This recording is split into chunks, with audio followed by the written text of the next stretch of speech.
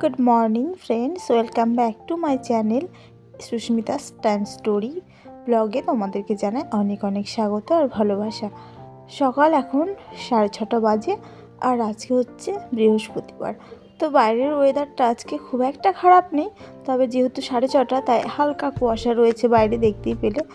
আর জানালায় ঘুম থেকে উঠে দেখছি এই যে কালকে মা এসেছিল বলেছি, তো এই যে রুটি আর দুধ গরম করে দিয়েছিলাম, তো সেই বাসনগুলো নিরামিষ ধুয়ে জানালাতে রেখেছি, রাত্রে আর তোলা হয়নি। আর এই যে দেখো টলি সমস্ত জামা কাপড় কালকে রাত্রে ওই যে বিয়েবাড়ি থেকে এসে বের করে রেখেছি, গুছিয়ে রাখবো বলে লাগেজটা। তো রাত্রেবেলায় মিষ্টি যেহেতু জেগেছিল, তাই ভাবলাম যে ওকে ঘুম পাড়িয়ে দিই, তারপরে টলিটা গোছাবো। তো ওকে ঘুম দিতে গিয়ে আমিও ঘুমিয়ে গেছি, ওর বাপিও ঘুমিয়ে গেছে। দিয়ে রাত্রে এইভাবেই ট্রলি সমস্ত জামাকাপড় এইরকমভাবেই পড়েছিল। তো ঘুম থেকে উঠে দেখলাম যে এভাবে পড়ে আছে যখন, তো এগুলোকে রেখে তো আর কাজকর্ম করা যাবে না। আর ওই যে কর্নারে দেখতে পাচ্ছ বিয়েবাড়ির জামাকাপড়ও পড়ে রয়েছে। তো ভাবলাম লাগেজটাকে আগে গুছিয়ে কমপ্লিট করে নিই, যেহেতু আজকে যাওয়ার আছে। আজকে রাত্রে 10:30টায় আমাদের ট্রেন, তো আমরা বাড়ি থেকে বেরোবো প্রায় 9:15 9:30 দিক করে। তো তখন যাওয়ার সময় কী হবে, তাড়াহুড়ো লেগে যাবে। তো সকাল সকালে এই যে লাগেজটা গোছাতে বসে পড়েছি। লাগেজটা গোছানো কমপ্লিট করে তারপরে কাজকর্মে হাত দেবো। তো চলো, যেহেতু দার্জিলিং আর ফার্স্ট টাইম যাচ্ছি, জানি না কেমন ঠান্ডা পড়বে আর কতটা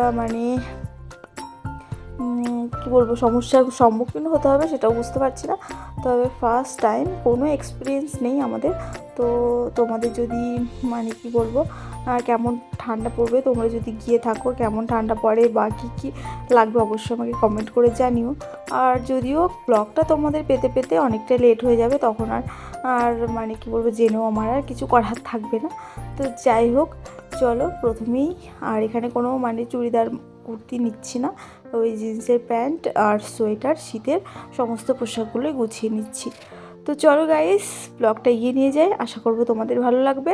ভালো লাগলে চ্যানেলটা সাবস্ক্রাইব করে আমার পাশে থাকবে। কেমন লেগেছে কমেন্ট সেকশনে কমেন্ট করে জানাবে।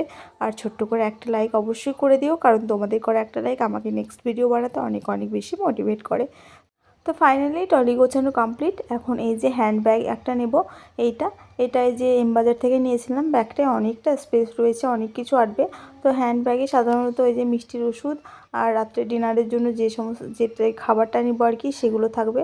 তো যাই হোক, তারপরে বেরিয়েছিলাম, কাজকর্ম গুছিয়ে বেরিয়েছিলাম, তাড়াতাড়ি করে রান্না করে হসপিটালে গেছিলাম ভাইয়ের কাছে। তো এখন দেখো প্রায় 4:45 বাজে। তো এখন বাড়ি আসলাম হসপিটাল থেকে, এসে তাড়াহুড়ো করে এক মুঠ খেয়ে এই যে ডিনার আর কি যেগুলো নিয়ে যাব টিফিনে পরোটা আর আলুর তরকারি করব। তো সেটা এখন তাড়াতাড়ি করে বানিয়ে নেব।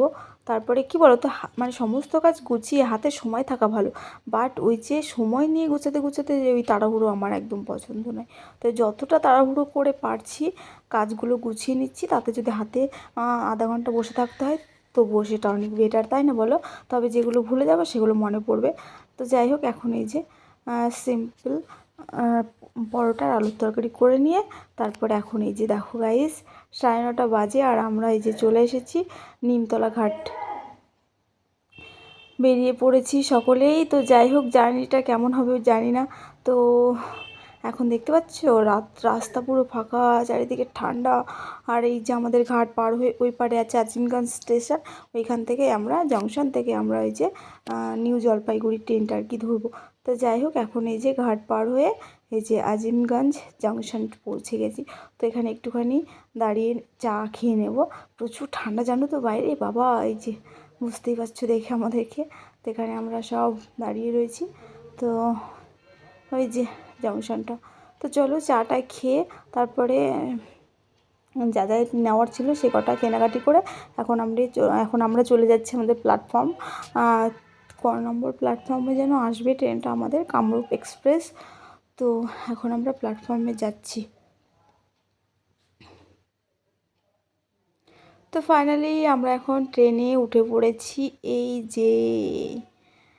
আর আমাদের যাওয়ার সিটটা কনফার্ম হয়ে গেছে, কনফার্ম ছিল না, ভীষণ চাপে ছিলাম জানো তো। যাই হোক বন্ধুরা, তারপর আমরা ট্রেনে করে চেপে দিয়ে একদম লম্বা 6 ঘন্টা জার্নি করে চলে এসেছি আমরা নিউ জলপাইগুড়ি জংশনে, এনজেপি। তো এখানে এই যে নেমে পড়েছি। এখন বাজে কটা বলো তো, 5:30। সরি 4:30 বাজে। দেখতে পাচ্ছ এই জংশনটা বিশাল বড়, একদম অনেকটা এরিয়া জুড়ে রয়েছে। তো তারপরে আমরা যাচ্ছি মানে অটো স্ট্যান্ডে। তো এখানে আগে হাত মুখ ধুয়ে ফ্রেশ হয়ে আমরা একটা ছোট্ট মানে ওই যে হোটেল টাইপের ওইখানে দাঁড়িয়ে আছি। তো এখানে আমাদের রুম টুম নেওয়া হয়নি, জাস্ট এখানে ফ্রেশ হয়ে নিচ্ছি, ব্রাশ ট্রাশ করে মুখ টুক ধুয়ে। এই যে তারপর আমরা চলে এসেছি এখানে। দেখতে পাচ্ছ বিশাল বড় একটা স্ট্যান্ড, অটো টোটো মানে সমস্ত ট্যাক্সি। তো যাই হোক এখানে আমরা সকলে দাঁড়িয়ে আছি। আর তোমাদের দাদাভাই আর ওর মানে আর হচ্ছে ওর বন্ধু দুজন মিলে গেছে হচ্ছে গাড়ি রাখতে, ক্যাব বুক করতে। তো এই ক্যাবে করে আমরা যাব একদম সোজা দার্জিলিং। তো ফাইনালি আমাদের ক্যাব চলে এসেছে, আর এখন আমরা সকলেই গাড়িতে উঠে পড়বো। তো চলো, যেতে যেতে তোমাদের সঙ্গে কথা হচ্ছে। ফাইনালি আমাদের গাড়ি স্টার্ট করে দিয়েছে। আমরা তো সকলে ভীষণ এক্সাইটেড। সকলে বলতে আমাদের মধ্যে একজন ও এসেছিল, ওর 2-3 বার আসা হয়ে গেছে বাসটা, বাট আমাদের হচ্ছে ফার্স্ট টাইম। তো ভীষণ ভীষণ ভালো লাগছে।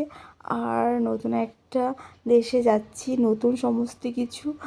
তো খুব খুব ভালো লাগছে। আর আমরা কিন্তু যাওয়ার সময় গাড়িতে ভীষণ এনজয় করেছি যেতে যেতে, জানো তো। তো চলো তোমাদের সঙ্গে একটুখানি শেয়ার করি রাস্তাটা। সবথেকে যেই রাস্তায় এখন আমরা আছি, এটার থেকে যখন আমরা পাহাড়ের উপর উঠবো আর কি, প্রপার দার্জিলিংয়ে যাবো আর কি, সেই রাস্তাটা ভীষণই মানে কি বলবো, জার্নিটা লং জার্নি, কিন্তু দারুণ দারুণ লাগছিল আমার। সেই পাহাড় মানে উঁচু নিচু ভীষণ ভালো লাগছে। তো যাই হোক বন্ধুরা, বাকি ব্লগটা এরপর থেকে আবার কন্টিনিউ করব। তো আজকের ব্লগটা এই পর্যন্তই। দেখা হচ্ছে নেক্সট ব্লগে। সবাই ভালো থেকো, সুস্থ থেকো, সকলকে ভালো রেখো। টাটা।